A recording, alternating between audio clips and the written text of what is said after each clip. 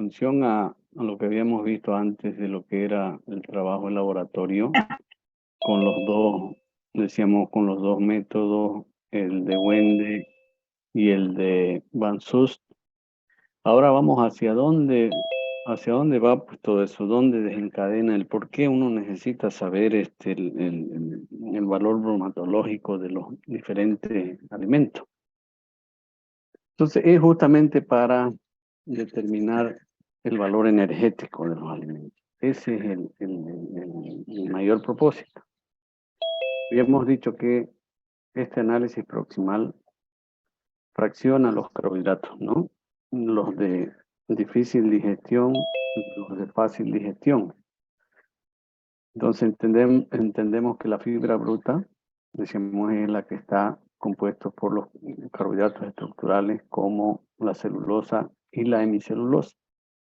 Habíamos dicho que esta hemicelulosa es bastante digerible, ¿no? Esta celulosa mucho menos digerible que esta. Y tiene el tercer componente que es la lignina, que ese sí es un compuesto fenólico que no digiere el animal, ¿no?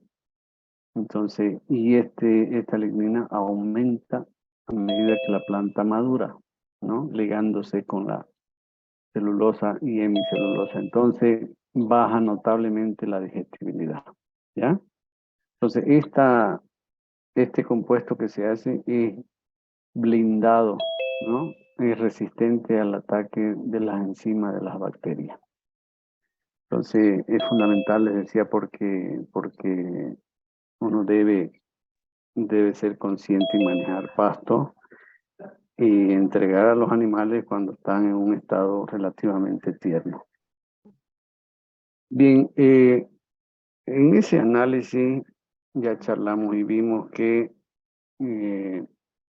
la fracción de extracto libre de nitrógeno representaba a los carbohidratos de fácil digestión, o sea, ese que se arrastraba, ¿no? Con el reactivo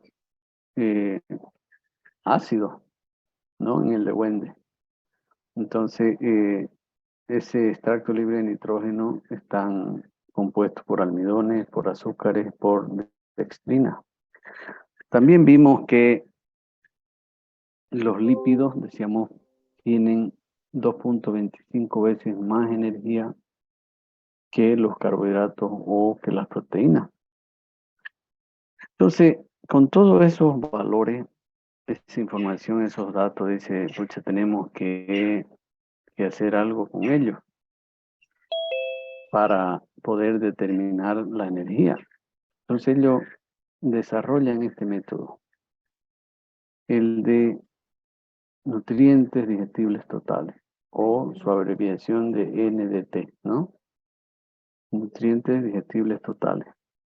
Los americanos, por supuesto, lo abrevian al revés, ¿no? TDN, es exactamente el mismo.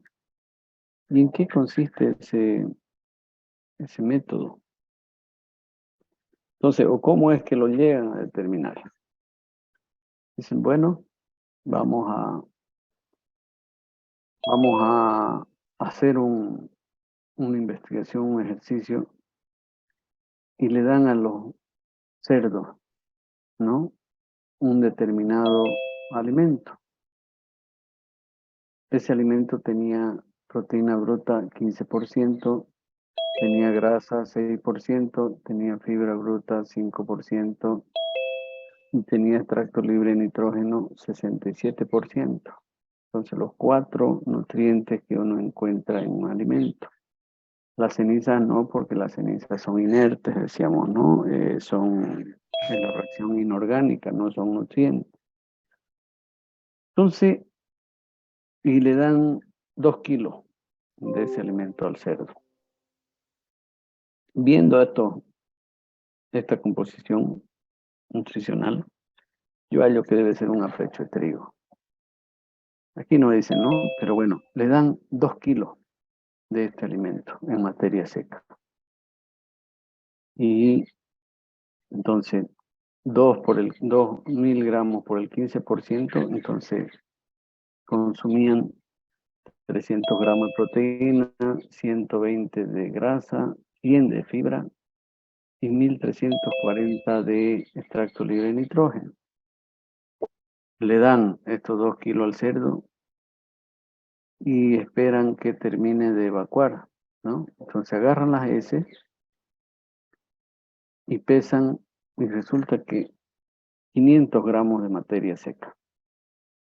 Bueno, analizan esas heces y resulta que había 14% de proteína, o sea, 70 gramos. Ya la composición de estas 500 gramos es esta, ¿no?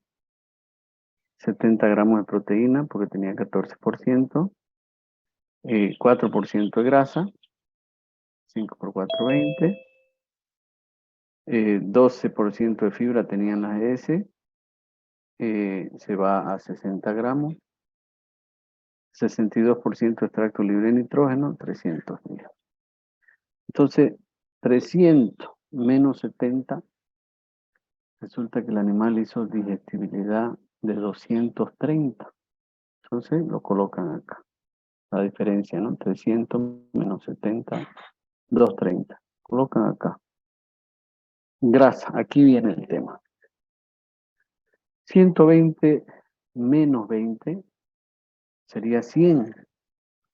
Pero la grasa es 2.25 veces más energético que el carbohidrato. Entonces, 100 por 2.25 es 2.25. Fibra 100 menos 60 igual